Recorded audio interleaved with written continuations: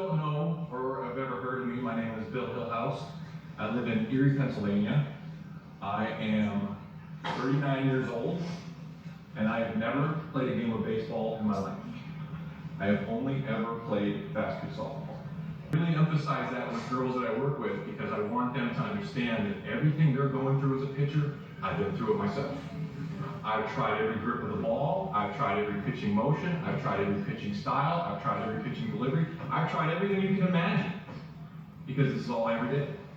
And so what I do now and what I teach now is entirely based on what I've learned through my life of pitching. I don't teach anything that I don't actually do myself. One of the things that I really do that I get notarized for a lot is that I simplify pitching. Drills.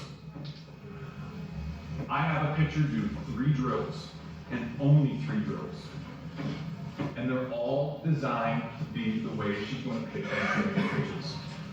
I'm not a believer in knee drills and wrist flip drills and all kinds of things that isolate and break down the motion so much that it makes it harder for the pitcher then to put it all together. I want her to work on her timing and her snap from the start to the finish of her pitching motion. So in her warm-ups, I have her do 3 things. First one, start off sideways, arms and legs move together, up together, down together, just like that. Nothing complicated about that at all. Main thing to think about is it's not for speed. So you gotta make sure that you tell girls, and girls is fun. Sideways, I have a start, circle motion.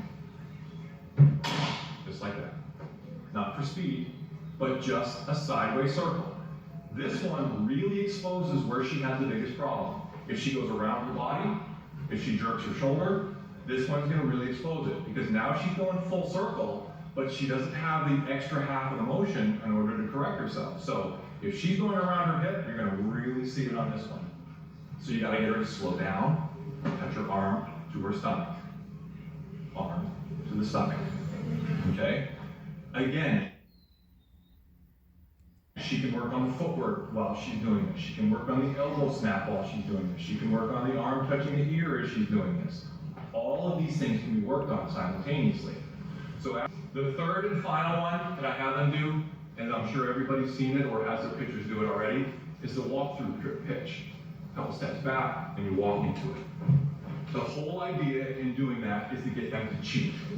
I want them to get the understanding that the power is in the legs, so the harder she pushes off, the harder she's gonna throw. Same as a baseball pitcher or an outfielder even who tries to get a running start when they're throwing somebody out at home, their power comes from their legs. The more she can get the power going from her legs, the harder she's gonna throw the ball. So you hope that that muscle memory starts to sink itself into her brain, that when she has to pitch full motion, she's gonna try to explode as hard as she possibly can. That's the goal. Those are the only 3 things that I have them do in the warm-ups.